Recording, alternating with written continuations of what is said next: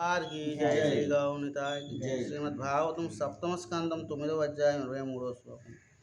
జుష్టామయాధివి విభో అఖిల దిష్ట్యపానా మాయు శ్రియో విభవ ఇచ్చతి యంజనోయం ఏ అస్మత్పితుః కుపితహాస విజృంభిత తబ్రూః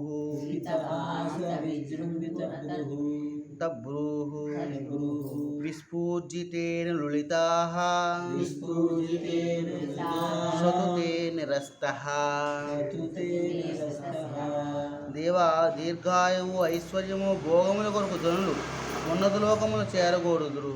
ఏమండి, ఇక్కడ ప్రజల యొక్క స్వభావం మూడింటి కోసం ఎక్కువగా ప్రయత్నం చేస్తుంటారు. ఒకటి దీర్ఘాయుర్దాయం, ఎక్కువ కాలం జీవించాలి. రెండవది ఐశ్వర్యం ఉండాలి. మూడవది భోగం అనుభవించాలి. ఇక్కడ ఈ లోకంలో ఈ వీటి మూడింటికి కూడా తక్కువ స్వభావం ఉంటుంది. ఆయుర్దాయం మరీ ఎక్కువగా మనకు ఉండదు.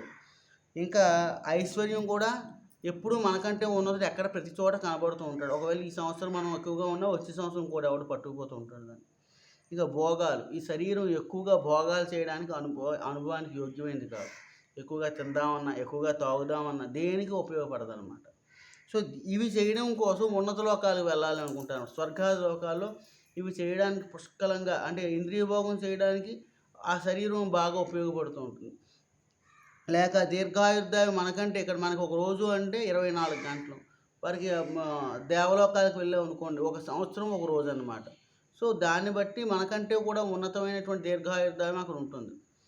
కాబట్టి ఇక్కడ మనం చేసేటువంటి పుణ్యాలన్నీ దేనికోసం అంటే ఊర్ధ్వలోకాలకు వెళ్ళి ఉన్నత లోకాల్లో వెళ్ళి ఇవి అనుభవిద్దామని చెప్పి ప్రయత్నం అనమాట.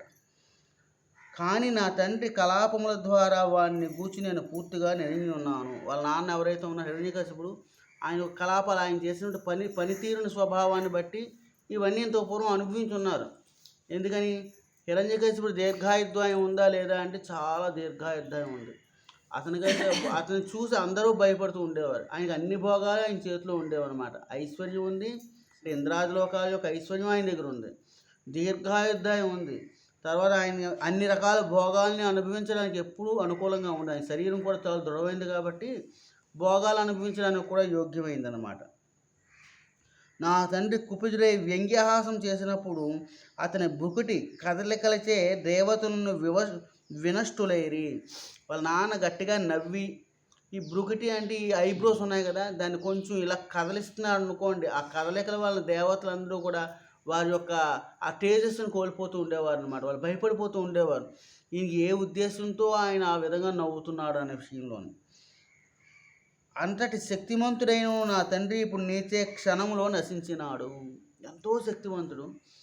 ఆయన వచ్చి ఎంతసేపు ఉన్నాడు అంటే నారాయణుడు ప్రత్యక్షం అవ్వగానే వెంటనే ఆయన యొక్క ప్రాణాలని మొత్తం హరించి వేసాడు. హరి అంటే ఏమిటంటే హరించేవాడు అని అర్థం. ఏదైనా హరిస్తాడు. మనం పాపాలను హరిస్తాడు. మనం ఆయన శరణాగతులం అయిన ఉన్నట్టయితే మన పాపాలను హరిస్తాడు. లేదు మనం ఆయన శరణాగతి చేయలేదు, మనల్ని హరిస్తూ ఉంటాడు అన్నమాట. చేసినా చేయకపోయినా భగవానుడు హరించేటువంటి స్వభావం కలిగిన వాడు. ఈ భౌతిక జగత్తులో ఐశ్వర్యము, దీర్ఘాయువు, అధికారము ఉన్నవాని నిజమైన విలువేమిటో ప్రతి ఒక్కరూ అవగతం చేసుకోవలసి ఉన్నది. ఏమంటే ఇక్కడ కొంతమంది ఉద్దేశం చెప్తున్నారు అన్నమాట. హిట్లరు, గాంధీజీ, సుభాష్ చంద్రబోసు, తర్వాత నెపోలియన్, ఇలాంటి వారందరూ కూడా చాలా గొప్పదైనటువంటి స్థితిలో ఉన్నవారు అన్నమాట. గాంధీ ఉన్నాడు, గాంధీ వెనకాల చాలామంది మంది మార్బలం ఉండేది. భారతదేశం అంతా కూడా తన ఇచ్చానుసారం ప్రవర్తించేది రాజకీయంగా. కానీ అప్పుడు బ్రిటిష్ సామ్రాజ్యం కూడా ఈయన చెబుతున్నట్టే నడిచేదట. ఏమంటే సుభాష్ చంద్రబోస్ కూడా చాలా బలమైనటువంటి వ్యక్తి.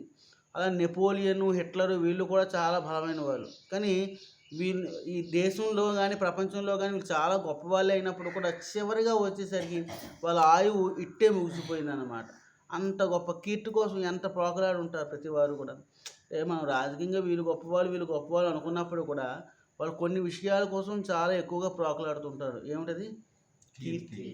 ఆ కీర్తి కోసం పరిగెట్టేటువంటి ఆ ప్రోకలాట ఏదైతే ఉందో వారు పూర్తి జీవితాన్ని దానికోసం ఖర్చు పెడతారు. కీర్తి కోసం ప్రోకలాడకుండా చేయవలసిన పని ఏమిటంటే భక్తియుక్త సేవా విధానం. భక్తిలోని మనం కీర్తి కోసం ఆశించకుండా భగవత్ శరణాగతం అయి ఉంటే అన్నీ సహజంగానే వస్తాయన్నమాట. బిల్వమంగళ ఠాకూర్ చెప్తారు ఏంటంటే, ఆయన ఆరాధన ఎప్పుడైతే విష్ణువు శరణాగతి చేశాడో, కృష్ణువు శరణాగతి చేశాడో, ఆయన ముంగిట్లోని ఈ ముక్తి అనేటువంటిది ఆవిడ దాసీ పని చేస్తూ ఉండేది అనమాట. ఎప్పుడు నన్ను అనుగ్రహించు స్వామి అన్నట్టుగానే. మరి ఇంకా ముక్తి అనేది చివరిది, ఏది ధర్మార్థ కామోక్షాలు ముక్తి చివరిది అనమాట.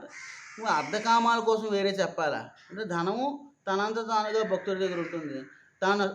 తన కోరిక ఏదైతే ఉందో అది కూడా భగవద్భక్తుడికి సహజంగానే తీరిపోతుంది. అది ప్రహ్లాదుడికి కానివ్వండి, గరుక్మంతుడికి కానివ్వండి, ఆదిశేషుడికి కానీ మనం సహజంగా వారి భక్తియుక్త సేవలో ఉండడానికి ఇష్టపడతారు తప్ప భోగాలను అనుభవించడం కోసం, ఐశ్వర్యాన్ని సంపాదించడం కోసం ఇష్టపడతారు. కాబట్టి కానీ మీరు ప్రహ్లాద చరిత్రలో చూసామనుకోండి, ప్రహ్లాదుడి దగ్గరికి దేవతలందరూ వస్తూ ఉండేవారు అనమాట. ఆయన యొక్క గొప్ప స్థితిని, ఆయన యొక్క ఐశ్వర్యాన్ని, ఆయన యొక్క జ్ఞానానికి శరణాగతులు అవుతుండేవారు. వాళ్ళందరూ కూడా అడుగుతూ ఉండేవారు అనమాట. ఇంద్రుడు అడిగేవాడట, ప్రహ్లాద అసలు నీకు ఉండేటువంటి ఆ గొప్ప స్థితి ఏమిటి? నిన్ను చూసి అందరూ ఆకర్షిస్తున్నావు, సర్వ ఐశ్వర్యాలు నీ దగ్గరే ఉంటూ ఉంటాయి. నువ్వు చూస్తే అసురు కుటుంబంలో పుట్టావు, అసురుడి దగ్గర ఎక్కువ కాలం ఏది నిలవరు. అంటే ఎక్కువ కాలం నిలవకుండా మనం ఇంత పూర్వం రాక్షసులు అందరి దగ్గర ఉండేది, మళ్ళీ పోతూ ఉండేది అన్నమాట. కానీ ఇదే స్థిరంగా ఉంది. దానికి కారణం ఏమిటంటే భగవత్ శరణాగతి. భగవత్ శరణాగతి చేసిన వాడికి అన్ని రకాలైన సద్గుణాలు సహజంగానే, దేవతలకు ఉండేటువంటి గుణాలే కాకుండా ఇతరమైన సద్గుణాలు కూడా ఆయనలో ఉంటాయి. కాబట్టి దాని కారణంగా ఎవరైతే సద్గుణాలు ఉన్నాయో సహజంగా అన్నీ ఆయన దగ్గర ఉంటాయి. కాబట్టి దాని కారణంగా అన్నీ కూడా ప్రహ్లాద్ మహారాజు దగ్గర ఉండేవి. కాబట్టి ఇక్కడ మనం కీర్తి కోసం, ధనం కోసం, ఐశ్వర్యం కోసం, ఆయుర్దాయం కోసం ప్రయత్నం చేయకుండా భగవానుడి యొక్క తృప్తి కోసం ప్రయత్నం చేస్తే అవి సహజంగానే వస్తూ ఉంటాయి. హరే కృష్ణ. శ్రీల ప్రభుపాద.